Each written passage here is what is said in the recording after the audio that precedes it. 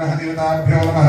एतत्कर्म प्रधान देवता श्री श्रीपाद श्री वल्लभ श्रीमन् नरसिंह सरस्वती सद्गुरु दत्तात्रेय चरणाम्बुज देवताभ्यो नमः।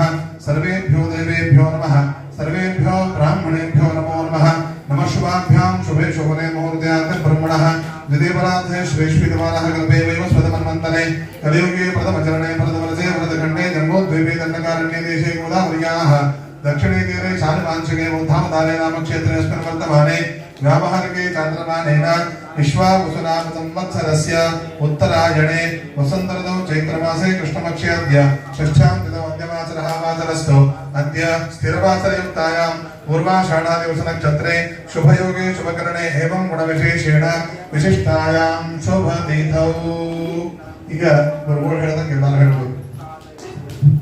सर्वेषां आस्तिक महाजनानां क्षेम स्थैर्य धैर्य विजय अभय आयुः आरोग्य ऐश्वर्य अभिवृद्ध्यर्थं धर्म अर्थ काम मोक्ष चतुर्विध फल पुरुषार्थ सिद्ध्यर्थं भक्ति ज्ञान वैराग्य सिद्ध्यर्थं श्री दत्तात्रेय श्रीपाद श्री वल्लभ